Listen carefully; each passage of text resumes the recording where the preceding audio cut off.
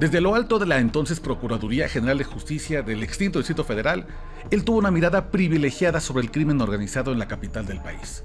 Se mantuvo en ese puesto del 2008 al 2012 y luego dio el brinco más alto de su carrera, llegar a la jefatura de gobierno.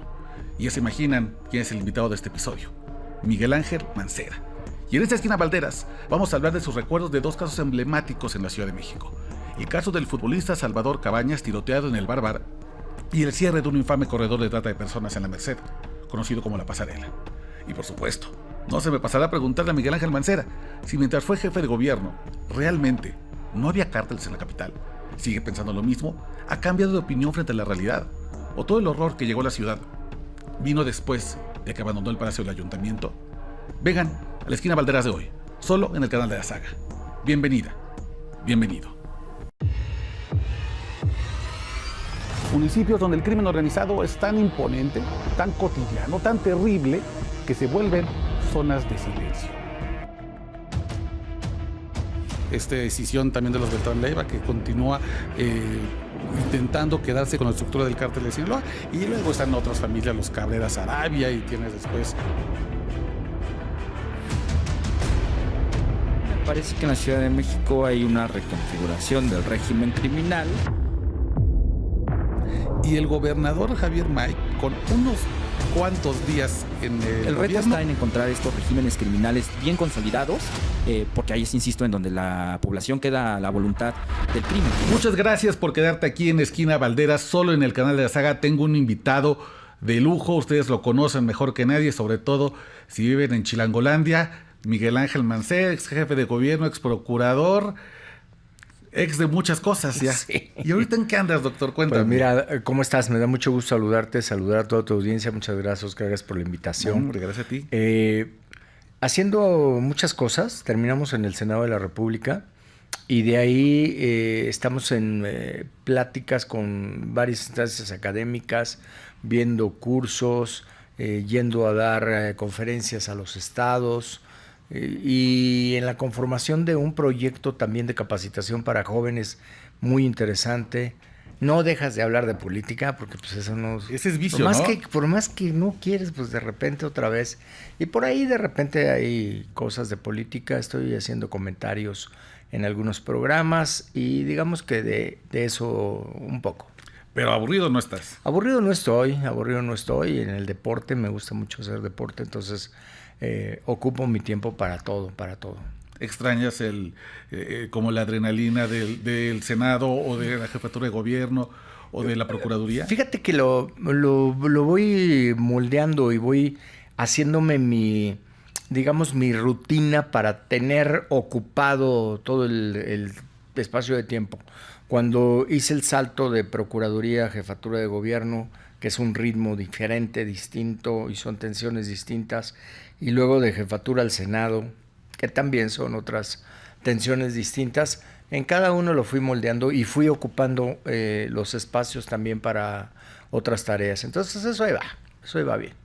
Oye, pues muchas gracias, porque además pues, sí estás ocupado y me da mucho gusto que estés aquí con nosotros.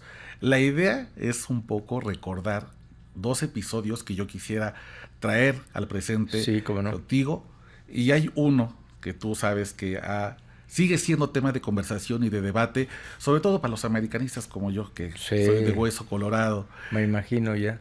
Y es el caso de Salvador Cabañas. Sí, caso muy complicado. Me toca siendo Procurador General de Justicia de la Ciudad de México.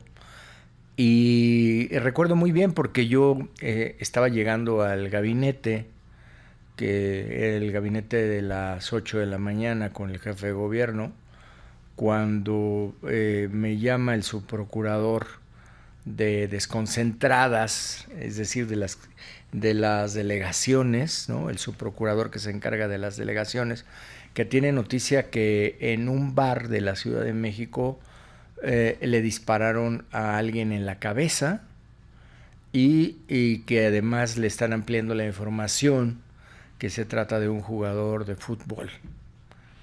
Entonces, ese es el primer saque, ¿no? O sea, tú ya estabas despierto, ya estabas hasta a punto de llegar a tu primera reunión. Yo estaba ya en la jefatura de gobierno cuando me hablan y ya estábamos para entrar al gabinete y recibo esta noticia. Híjole. Pero empiezo a pedir más información. O sea, ¿qué jugador de fútbol? ¿Cómo? ¿Dónde? Un tiro en la cabeza. ¿Me estás hablando de que tenemos un homicidio? ¿Qué pasó? Pues, ¿cómo un tiro en la cabeza?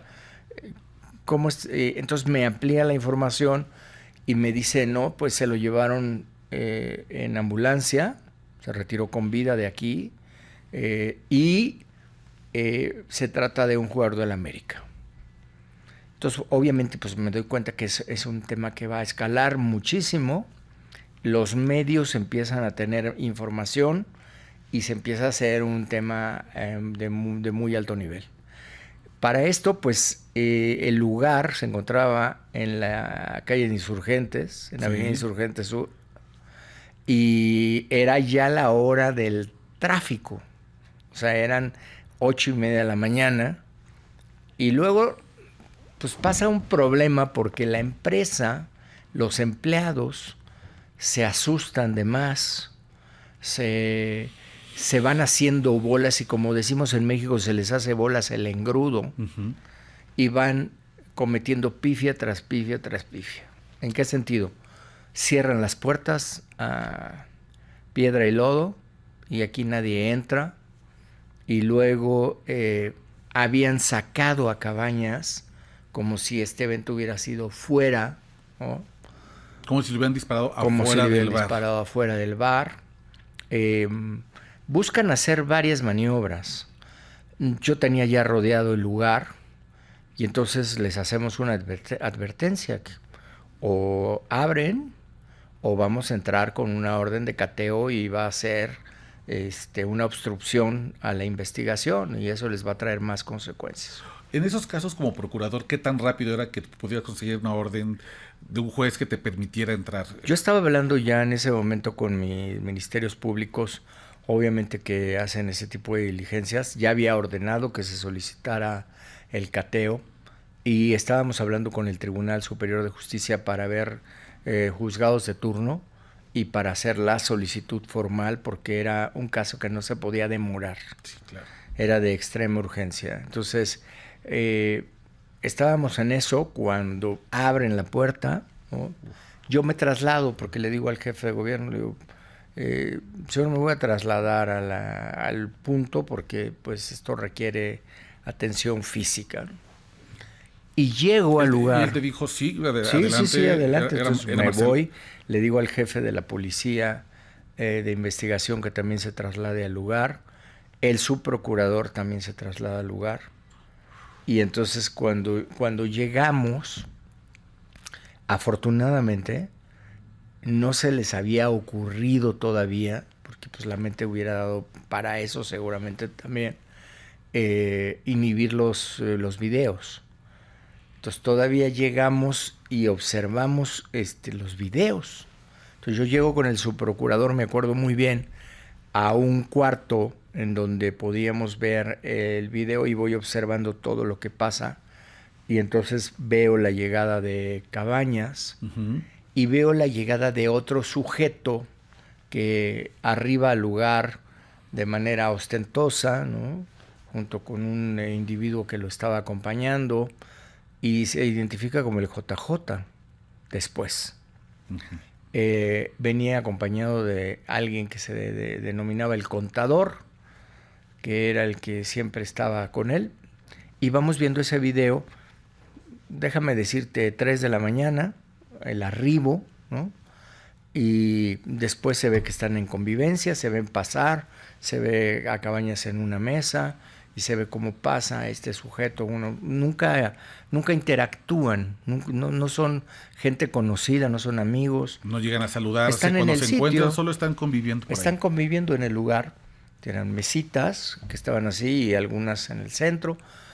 Y en una acción de estas se ve cómo se va al baño Cabañas. Se ve cómo se va y luego en la cámara de arriba se ve que entra Cabañas y entra después el JJ. Se queda afuera el contador. Esa cámara, obviamente no hay cámaras hacia el baño, no hay cámaras en el baño, pero esa cámara está enfocando al contador permanentemente y él está platicando con una dama que estaba ahí, una mujer. Están charlando. Él se queda solo en algún momento y de repente se ve un movimiento muy brusco de él, como de algo pasó, ¿no? Es cuando fue la detonación. Cuando viene la detonación, él entra intempestivamente y después sale, vuelve a entrar y después se ve cómo hacen una salida rápida él y el JJ. Uh-huh. Todavía se ve saliendo por las escaleras, se ve subiendo personal del lugar, el que después supimos que era el gerente y etcétera, y van subiendo y ellos van saliendo y aprovechan y se van. En ese momento se van de un solo tiro. Llegan las personas y después empezamos a ver pues la de la limpieza, o sea, empiezan a quitar la escena, ¿no? La señora de limpieza limpió la sangre, Sí. todo lo que no se debe hacer. Todo lo que no se debe hacer, ¿no? Después pues ya llegaron los servicios de paramédicos, etcétera.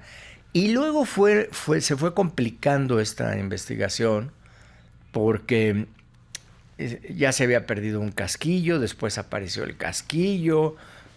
Pues es que bien a bien nunca supimos con qué arma le disparó, teníamos muchas especulaciones. Incluso se llegó a hablar de que traía una pluma. Tú recordarás aquellas plumas. Porque Cabañas tuvo suerte dentro de la desgracia de que le dispararan con el calibre 25. Entonces ahí le disparan con un calibre 25 en la frente, aquí, en medio. Y le disparan y el proyectil hace un recorrido directo hasta impactarse con la base del cráneo. Por todo el cerebro. Pero la bala nunca sale. La bala nunca sale, se queda ahí, pero la bala no se mueve. Eso fue lo que le salva la vida. Si a él le hubieran disparado con un calibre 22, por ejemplo, esa bala es una bala muy loca y le hubiera hecho mucho daño, seguramente hubiera sido terrible para él. Pero es calibre 25, entonces hace un recorrido recto y milagrosamente te digo porque yo al día siguiente me voy a ver a Cabañas, de que ya lo habían intervenido, Realmente lo único que pudieron hacer fue drenarlo porque se le inflama el cerebro, obviamente, por el impacto de bala, pero no le pueden hacer nada más. Hablo con el neurólogo y me dice, no hay nada que hacer, tenemos que esperar a que se desinflame e ir viendo cómo evoluciona. Yo llego con él y está platicando. Cabañas está platicando. ¿En serio? Estaba lúcido. Me dejó absolutamente sorprendido. ¿Te acuerdas de qué hablaron? Sí, cómo no, estaba su esposa y entonces le dije, señor Cabañas, aquí estamos investigando. Sí, muchas gracias.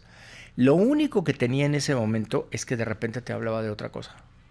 Ah, wow. Sí, o sea, por ejemplo, estaba, sí, muchas gracias, estaba su esposa y aquí mi esposa está pendiente, sí, no se preocupen, nosotros le mantendremos informados, no sé qué. Y de repente, por ejemplo, le dijo a ella, tengo partido, o ¿a qué hora será el entrenamiento? Entonces, como que se le disparaba la información, ¿no? Pero de ahí en fuera, tú pensabas que no le había sucedido nada. Pero me imagino que tampoco recordaba nada, ¿no? Me imagino que su recuerdo paraba en algún momento de la noche. Yo le pregunté, porque eso se lo pregunté, fíjate, le digo, ¿recuerda algo sobre los hechos? Y me dijo, fuimos a una discoteca en la madrugada. Y ahí se acabó. Fuimos a una discoteca en la madrugada. Y no tenía claro qué era lo que había pasado, ¿no? Había versiones de qué le habían dicho, que si le habían reclamado algo del partido de fútbol, porque después supimos en la búsqueda, en las investigaciones, que también participa la Policía Federal y que llevamos de manera conjunta algunas diligencias, supimos que era el famoso contador, no era aficionado del América, era lo que sigue, era fanático, pero exagerado del América. Creo que tenía forrado todo un cuarto del América y tenía a todos los jugadores. Wow. Y tenía el contador. Ya ves que después se busca a los dos, ¿no? Las órdenes de aprehensión son para los dos. Y es cuando viene también la Policía Federal realizando la búsqueda de Cabañas, pero por un delito federal, por delincuencia organizada. Nosotros lo teníamos por la tentativa de homicidio. Ese tipo de eventos, doctor, te tumban la percepción de seguridad en la ciudad, ¿no? Sí, claro. Puedes tener una buena racha. Bueno, te tumbaban, hermano, porque ahora ya yo veo que pasan miles de cosas y... Pero este fue un escándalo. ¿Tú cómo lo viviste? ¿Lo recuerdas? ¿Te recuerdas tenso? ¿Te recuerdas preocupado? Sí, ¿Te claro. recuerdas? O sea, es que cuando hablaban de le dispararon a alguien y es una figura y es un lugar de convivencia, pues es casi ya no salgas, ¿no? Claro. Pero ahora yo ya veo homicidios en restaurantes, homicidios en cafeterías, homicidios en esto, homicidios y no pasa nada, como que se normaliza y eso es lo que no debemos de hacer, normalizarlo. Porque la tensión, además en ese tiempo, déjame decirlo así, en ese tiempo la investigación sí era propia de la Fiscalía, entonces Procuraduría. O sea, no era que Seguridad Pública fuera a hacer mi investigación. Seguridad Pública pues, estaba para lo que estaba en ese momento, pero no estaba haciendo investigaciones. Yo como procurador no permitía eso, pues, ¿no? O sea, la investigación era nuestra. No era de la policía, porque es policía preventiva. Claro. Entonces, no era esa la tarea. En ese tiempo así eran los temas. Se concentraban ellos en la tarea de prevención y nada más. ¿Crees que ha hecho daño el modelo del policía investigador?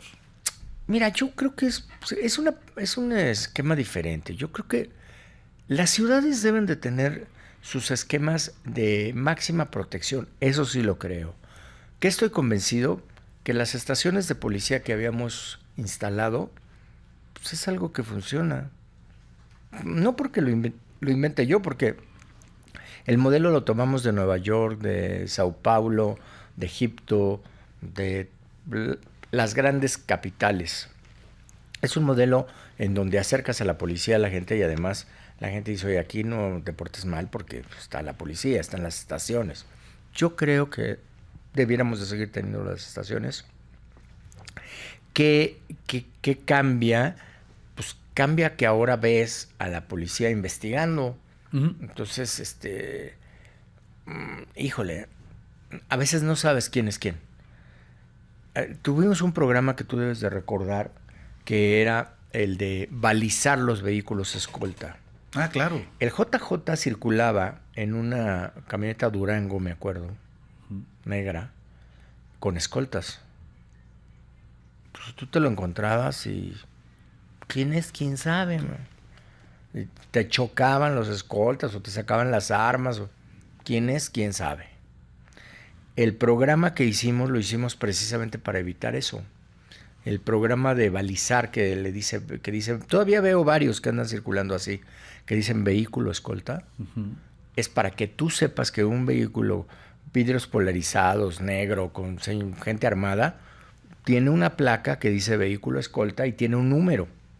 Te pasa algo, te hacen algo, hay algún abuso, sabes quiénes son. Claro.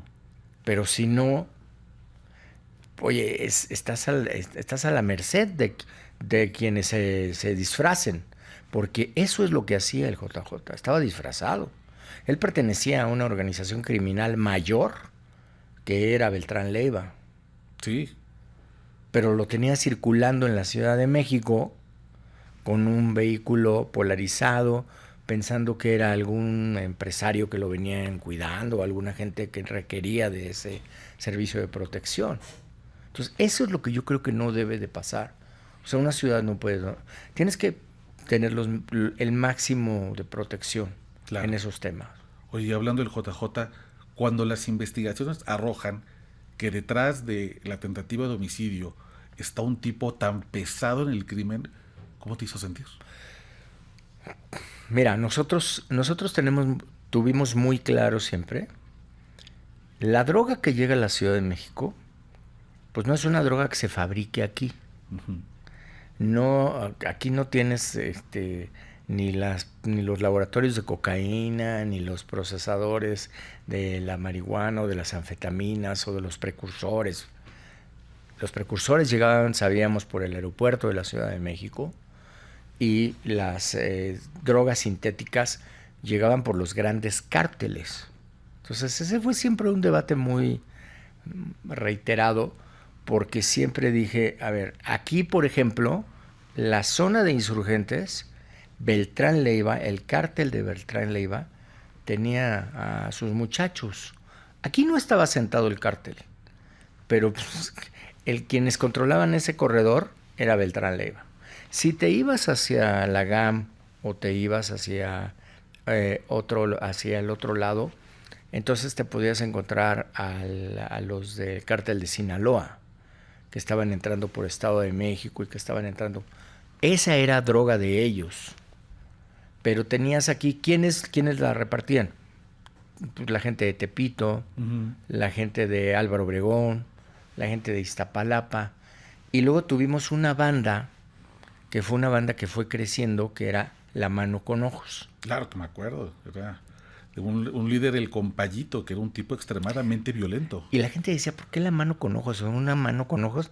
No, uno era la mano y el otro era el ojos. Entonces era La Mano con Ojos.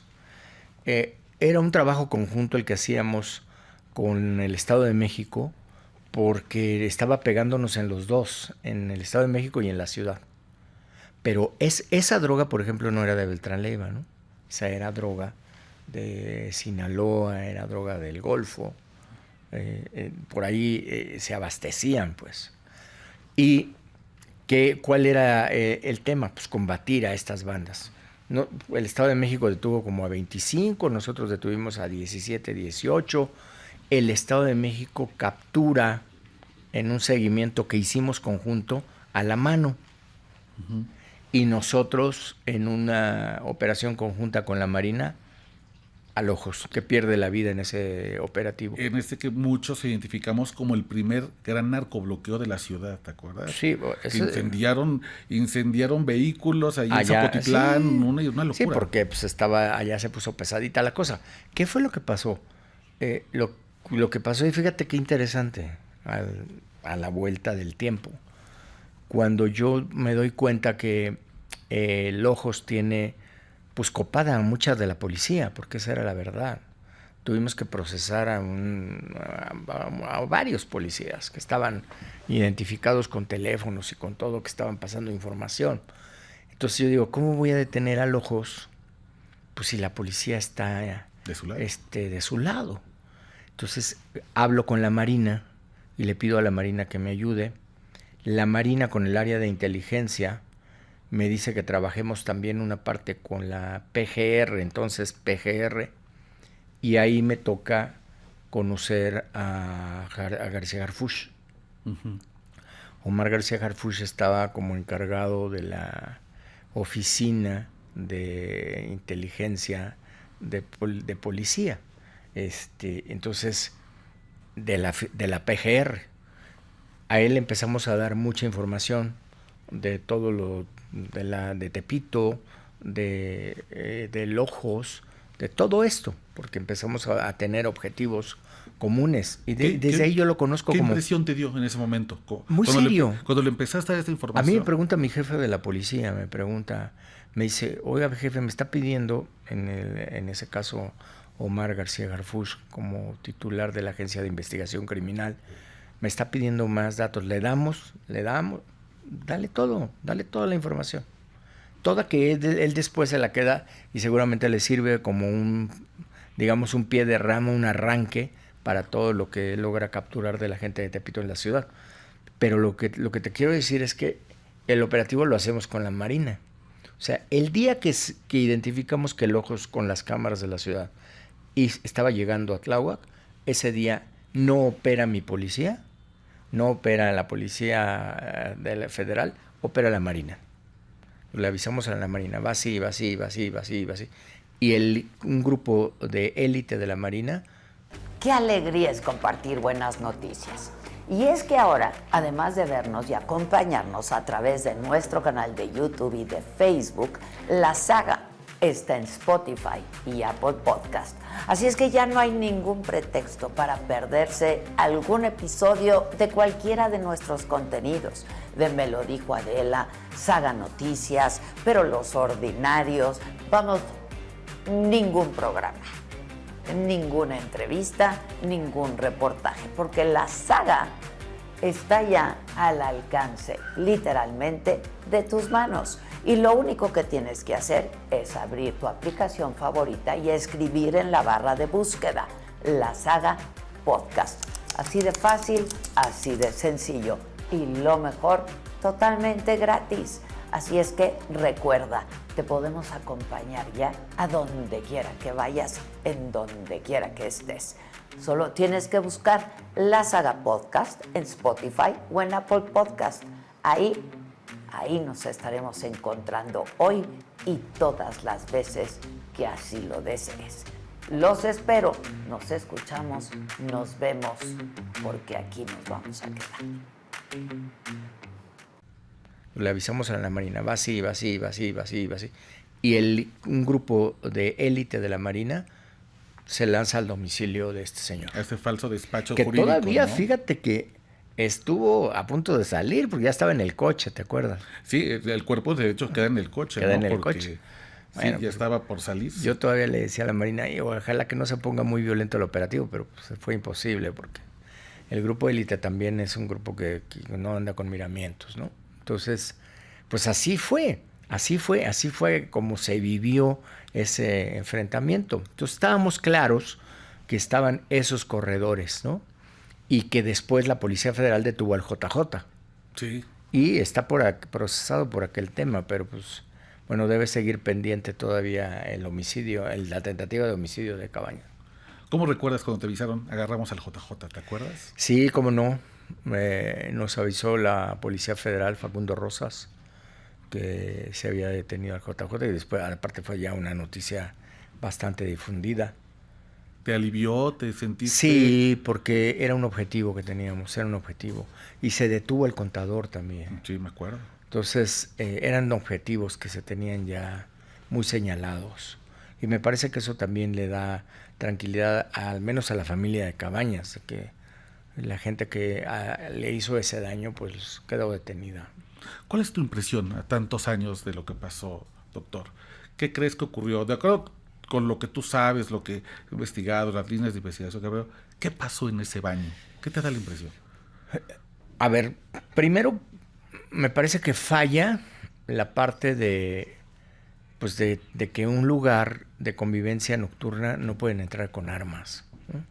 Es increíble que haya estado alguien armado ahí, pero así fue. Y segundo, fue un tema de afición.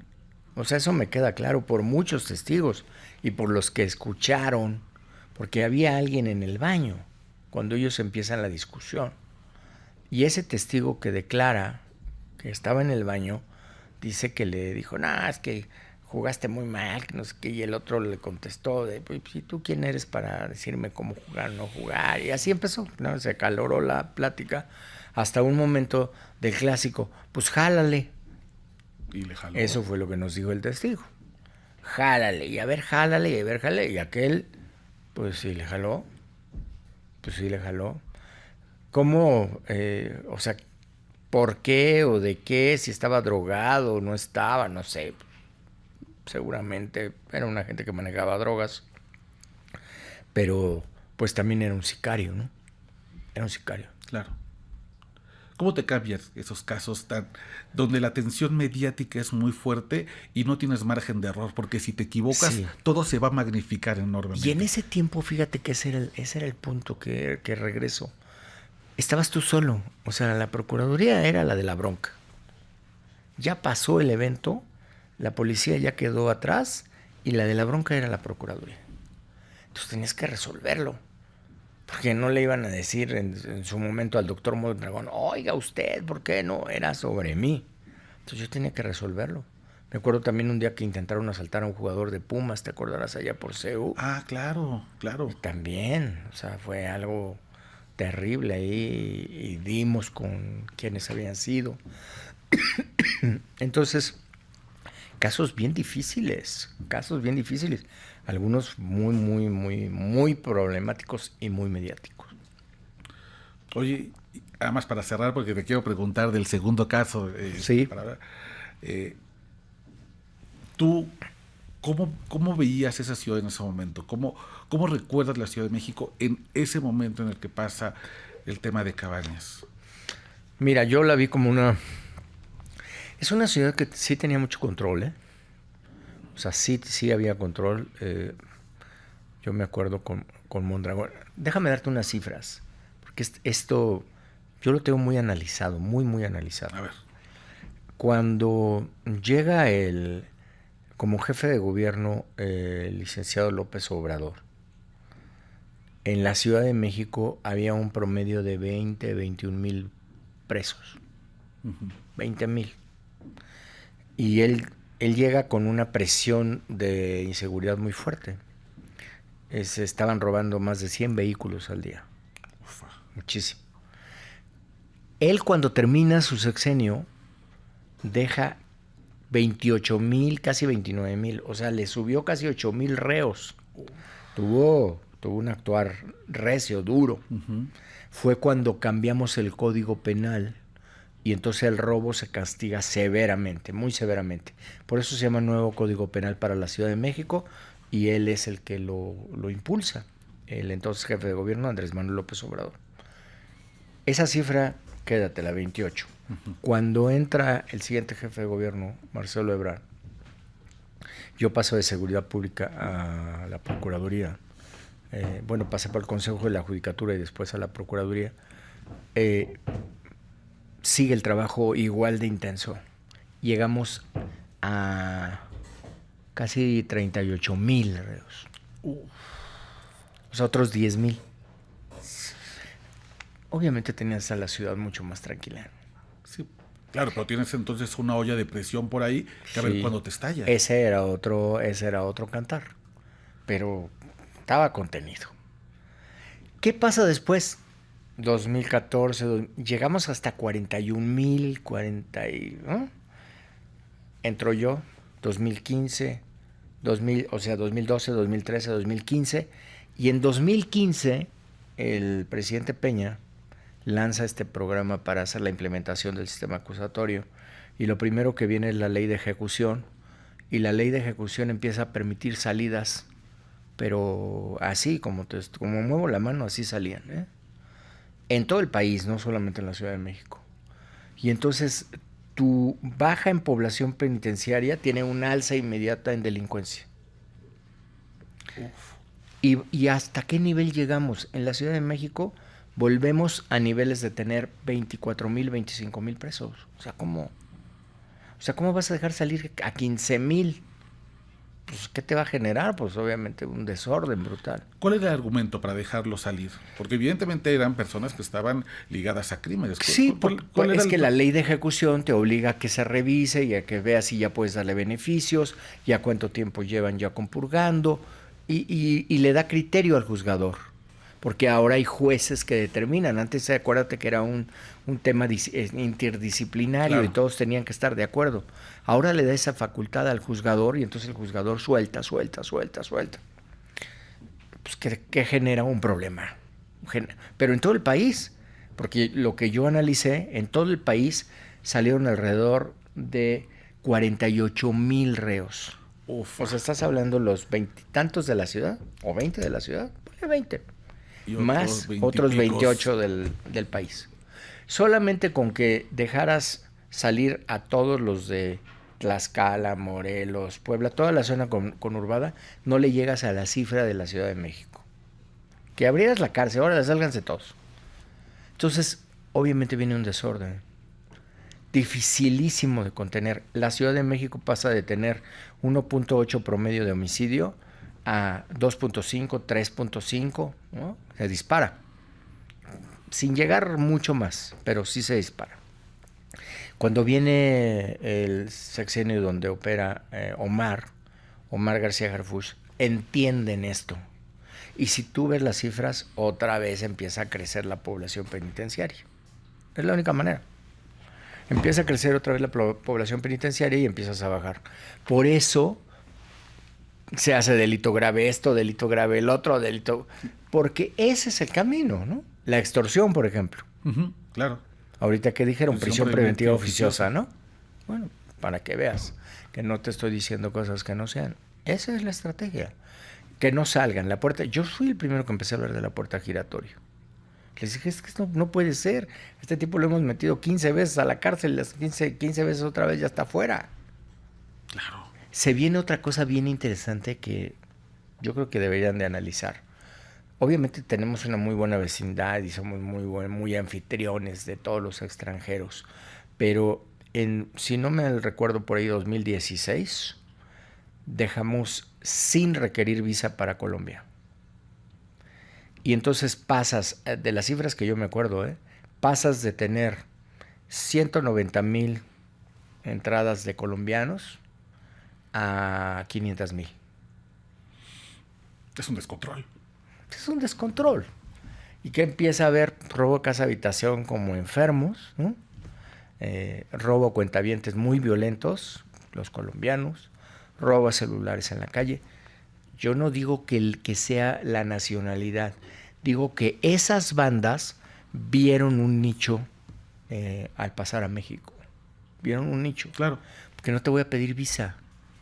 Claro, por supuesto. No, pues es que la visa es un control, ¿no? Pues como si a todo el mundo nos dejaran entrar sin visa a todos lados, pues no puede ser. Por más que haya una buena vecindad. Eso pasa y seguirá pasando mientras no tengas un control. Claro. ¿Qué hacían los colombianos? Tú detenías un colombiano. ¿Cómo se llama usted? No, pues me llamo José Rodríguez. Su identificación no traigo. Pues detenido José Rodríguez. ¿Sabes qué? Lo mandas de regreso. Y entra, ¿y cómo regresa? Como Roberto Pérez. Dios. Claro, porque ni siquiera tenías el control biométrico en la entrada del país. Esos son los temas que yo creo que vale la pena la afinación. Oye, déjame llegar a otro tema que tú también fuiste muy vocal al respecto, el tema de la trata de personas, que no es menor en la Ciudad de México. Es un tema importante. Y aquí yo quiero contarte una historia, porque yo trabajaba en ese entonces en el periódico Reforma, cuando tú eras procurador, y a mí un fotógrafo me lleva a descubrir el callejón de Manzanares, ahí en la Merced. Y cuando yo lo veo, me vuelvo loco, porque veo que en plena vía pública cerraban la calle con unos motocicletos, el callejón, le ponían una cubeta a un lado, una cubeta al otro, y salían mujeres, pero también adolescentes de una vecindad, caminaban en círculos. Y yo me acuerdo, doctor, que había un gañán que se paraba en otra cubeta y se ponía con un megáfono. 150, llévete la que te guste, 150. Era un mercado. Era un mercado. De humanos, de seres humanos, de mujeres al aire libre. Y me acuerdo mucho que cuando reventamos la nota, yo dije, pero no le va a ir muy bien porque esto es algo que todo el mundo conoce. Y tal vez lo normalizamos tanto que yo pensé que no iba a ser nota.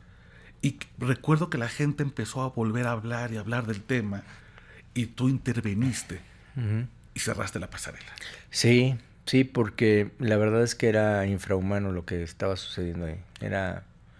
Mira, ¿cómo te acuerdas cuando llegaste a la noción de que seguía existiendo y que había que darle un cerrón? Es que la primero que teníamos que tomar conciencia es de qué significaba el tema de la trata. Y ahí, pues desde la Asamblea Legislativa, entonces, se empieza a hablar de trata. Teníamos en ese tiempo la concepción del lenocinio. Y entonces decíamos, a ver, pues los cuates que contratan mujeres y que las ponen a trabajar y les pasan una lana y todo, el lenón, es lenocinio. Pero no nos dábamos cuenta que había un nivel de dominación todavía mayor y que se llamaba trata de personas y que era ya esclavizante y que era perder toda la dignidad de la persona. No era solamente si alguien quería trabajar y le cobraban porque trabajara ahí, era que perdiera su autonomía, su personalidad y la explotaran. Y eso es lo que pasaba en Manzanares. Entonces, nosotros creamos la unidad de trata de personas empezamos a ver todo lo que necesitábamos y necesitábamos la unidad de intervención, la unidad de contención y luego el refugio, porque ese era un tema, no teníamos refugio en la Ciudad de México. Claro. ¿A dónde llevas esas mujeres Ahí vulnerables? lo vimos en ese momento con Rocío Orozco, que Rocío Orozco tenía los refugios y fue una pieza importante para esos operativos. El rescate de las jóvenes y lo que te platicaban las jóvenes era brutal lo que estaba pasando con ellas. Decidimos entrar al operativo y me acuerdo que les dije, por favor, háganlo con mucho cuidado, pues yo sé que me estoy jugando el puesto porque a la hora que lo hicimos, en el lugar que se hizo, que es tan concurrido, meter tanta policía A la merced. y que alguien se te resista o que alguien saque un arma o que alguien dispare, es muchísima la tensión, muchísima la tensión. Tú como procurador, ¿dónde sigues esos operativos? ¿Te sitúas en algún lugar para verlos? Sí. ¿O lo checas desde donde estés Yo en tu casa? estaba con la policía de investigación. A veces cerca del lugar. Bueno, uno que me tocó estar en el lugar fue cuando tomaron los rehenes allá en la GAM, ¿no? Ya. Que me acuerdo, por cierto, que el Reforma dijo que había preparado yo todo para que fuera como el 007. En marionetas me hizo hasta una caricatura. Pero a veces en el lugar, a mí me gustaba mucho salir. O sea, sabía que había un homicidio, veía que no se contaminara, que todo lo que pasaba. El operativo de Manzanares, me acuerdo muy bien, estaba Dilcia, estaba Zulma, Dilcia... ¿Estaba Juana Camila? Estaba Juana Camila, que era la fiscal. La fiscal claro. de trata de personas. Sí. Y con todo ese equipo de mujeres, que eran muchas mujeres, estaba la comandante, que era una comandante muy, muy aguerrida, de centrales, que me la encontré hace poco. Todos ellos les dije, a ver, este es un operativo que va a estar en su mayoría de mujeres para rescatar mujeres. Pero necesitamos también tener detenidos, ¿eh? O sea, no vamos a nada más a rescatarlas y hay que todo el mundo se vaya de su casa, no, también vamos a pegarles. Y se acabó con eso, Y de ahí entonces, bueno, fíjate lo que sucede, porque un día me dijo el expresidente del Tribunal Superior de Justicia, oye, me sentí muy mal porque me llamaron a Japón, nos entregaron un premio en Japón por ser un tribunal y por ser una ciudad que combate la trata de personas. Me dice, pero no te llamaron a ti. La verdad es que los casos que tenemos nosotros por los que nos dieron el premio son los casos que ustedes hicieron. Le dije, no, pues lo importante es que se tomó conciencia. Hoy ya se habla de la trata. De ahí siguieron otros estados. De ahí fue donde empezaron las primeras sentencias. No había una sola sentencia de trata de personas. Es una locura eso, ¿no? No había una. Me vuela la cabeza pensar que no tenemos sentencias de trata en la ciudad. No había una sola. Fue la primera sentencia de trata de personas la que hubo en la Ciudad de México. Fueron los primeros lineamientos. De ahí ya empezó a trabajar Chiapas, empezó a trabajar Tlaxcala, empezaron a ver que era necesario, que era importante. La Federación empezó a cerrar varios lugares. A mí todavía me critican mucho, me dicen, oye, ¿por qué cerraste tantos tables? No. A ver, lo que cerramos fue o porque había un abuso indiscriminado de las personas que iban ahí, porque les daban cosas que no eran, o porque había trata de personas. Y yo me ocupé de unos y la Federación se ocupó de otros. Oye, ¿te acuerdas quiénes eran los tratantes de ahí? Era un grupo de Tlaxcala, ¿verdad? Era un grupo de Tlaxcala. En Tlaxcala, fíjate que es muy triste porque en Tlaxcala, ahora sí que en Tlaxcala lo que te voy a decir es así, es la cuna de los padrotes. Sí, el pueblo Tenancingo es... Sí. Y es famoso por eso, lamentablemente. Sí. A niños que entrevistan, les preguntan así como aquí, oye, ¿tú qué quieres ser bombero? No, yo quiero ser policía. Y dicen, yo quiero ser padrote. ¿De qué quieres ser de grande? Padrote. ¿Por qué? Pues porque los ven que traen dinero, traen joyas, les va bien. Y enganchan a muchas mujeres de ahí. A muchas mujeres pueblerinas. Me acuerdo que del operativo que hiciste, o que te tocó dirigir, fueron como 62 rescatadas, pero Sí. había una de 8 años. Sí, era terrible, porque además lo que las explotaban, llegaban a tener 20, 25 clientes por cualquier cantidad como dices tú, 150 pesos, ¿no? Sí, era así, 150 la que te guste. Sí. Y me imagino que hay operativos que te saben mejor que otros, ¿no? Hay algunos exitosos, algunos en los que no te saben las cosas bien, pero me imagino que justo por el perfil de las víctimas, estos deben ser los que te vas a acostar esa y dices, pues valió la pena este maldito estrés. ¿O qué? Ese hasta la fecha, porque después he dado seguimiento en algunos eventos que organizó Rocío Orozco a las mujeres rescatadas, y varias de ellas, pues la verdad es que se empoderaron, algunas son maestras, otras se volvieron abogadas, otras se volvieron doctoras. Muy bien, la verdad, les cambió la vida. Ellas recuerdan cómo estaba ese tema. Yo también recuerdo que había un teléfono y alguna vez una mujer me llamó. Hicimos un rescate porque ella se animó a llamar, me marcó y me decía, tengo mucho miedo, no voy a poder hacer más llamadas, estoy en tal lado. Nos dio su ubicación y la rescatamos a ella y detuvimos a la persona que la estaba explotando. La tenían vigilada, no podía salir de ese, pues, una especie de departamento muy chiquito, y nada más la dejaban salir al bar donde estaban, donde la explotaban, y regresaba ahí. En tu opinión ahorita, ¿la trata de personas sigue siendo de estas bandas familiares, de hermanos tlaxcaltecas, o se la devoró ya el crimen organizado y ahora son ellos quienes manejan todo este mercado negro del sexo? Sí, el crimen organizado tiene control de trata. Mira, después de las drogas y de las armas, es la tercera actividad internacional de crimen organizado más redituable desde el punto de vista monetario. Son miles de millones de dólares en el mundo lo que genera la trata de personas, y obviamente por eso tiene tanta recurrencia. De hecho, las leyes más duras que se hicieron en Europa, que después copiamos aquí nosotros, algunas de estas que yo llamé derecho penal del enemigo, siguiendo tendencias europeas, se hicieron precisamente para combatir droga, tráfico de armas y trata de personas. Son sujetos que no pueden tener las mismas garantías que un delincuente común y corriente. Claro.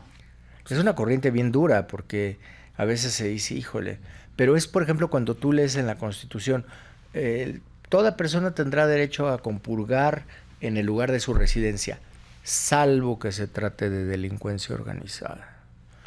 Esa es trata de personas. La trata de personas es delincuencia organizada. ¿Por qué delincuencia organizada? Porque tienes una especie de empresa, porque hay quien manda, hay quien tiene los niveles de dirección, hay quienes son ejecutores, y todo es una empresa. Claro. Yo decía, hay que empezar a dejar de hablar de cárteles de las drogas y empezar a hablar de empresas criminales. Sí, son empresas criminales. Es que mira, por eso fue tanto el debate del cártel, porque cuando tú ves un cártel, el cártel de Cali, el cártel de Medellín, ¿no? El cártel de Sinaloa, son monstruos y tienen una organización tan grande, tan poderosa, pues que solamente lo que ha dicho Trump, pues solamente que entraran a una guerra clásica, casi, porque están tan armados, tienen tanto dinero, que son muy poderosos. Entonces, cuando a grupos delictivos les dicen cárteles, pues no, yo decía, oye, pues yo nunca he negado que en la Ciudad de México hay bandas delictivas, es así. Pues tenemos a Tepito, tenemos Tláhuac, tenemos en Álvaro Obregón, tenemos en Iztapalapa, tenemos mucho. Y los combates y se regeneran. Yo nada más te menciono sicarios, por ejemplo, en Tepito, que me hayan tocado a mí. Hugo Bocinas, Beto Pelotas, El Tanque. Y luego le sigues y ¿qué se regeneró? Pues se regeneró y entonces vino Pancho Callaguas. Uh-huh. Y luego vino pues el Betito, el Pozoles, el Manzanas. ¿no? Entonces, ¿vas a acabar con esa banda? No. Tienes que combatirlas permanentemente.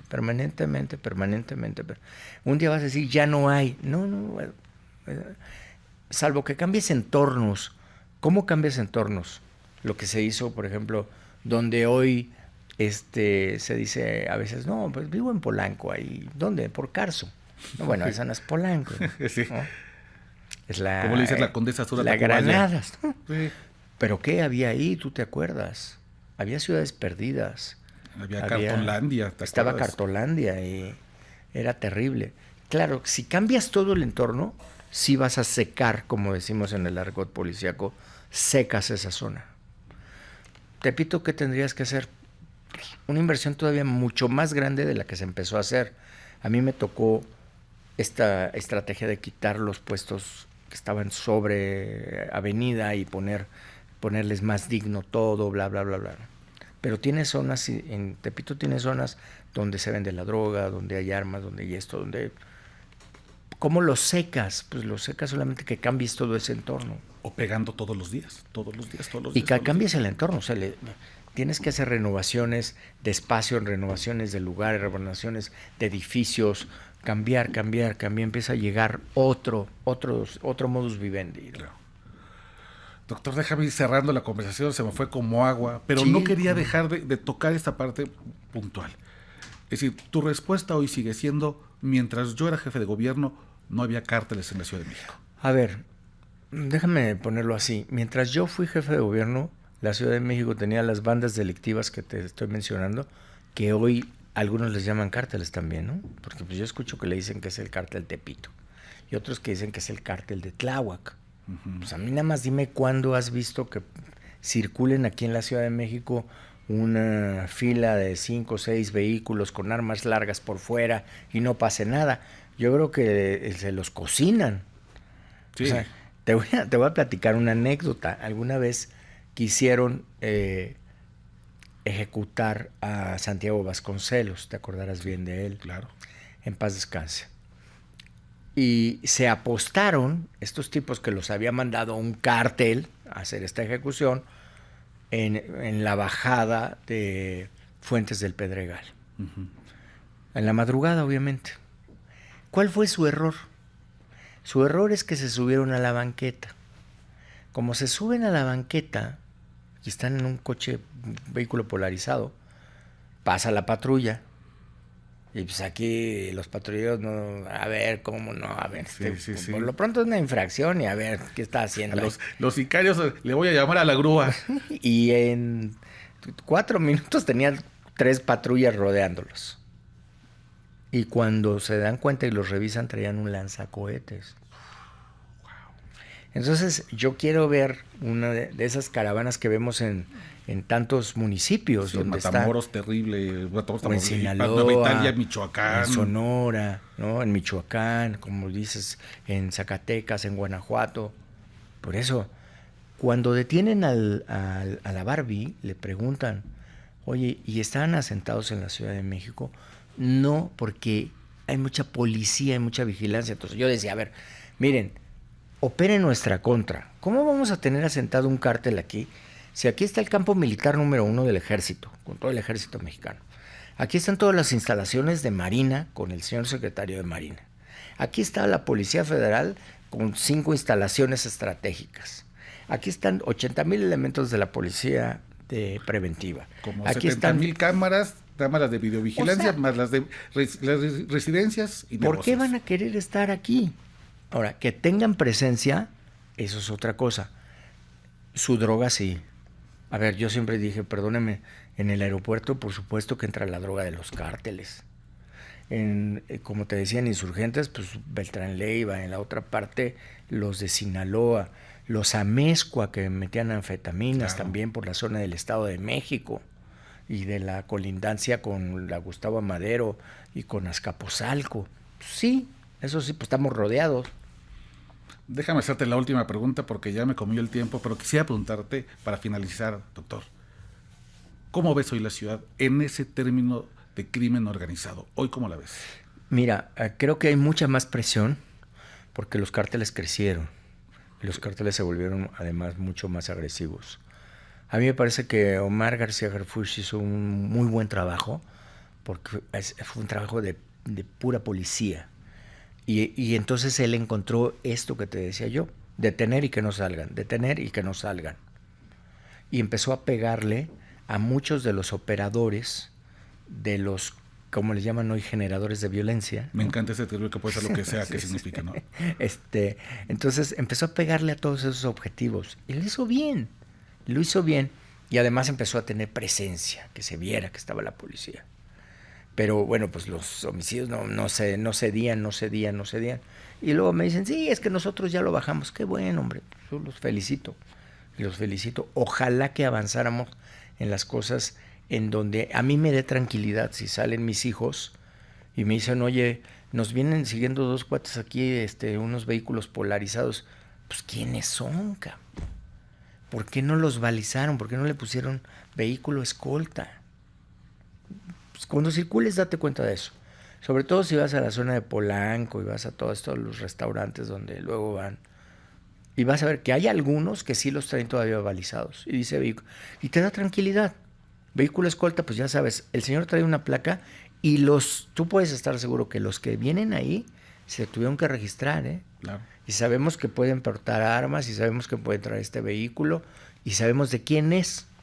Si te hacen algo, van a responder. Los otros no, ni placas traen, man.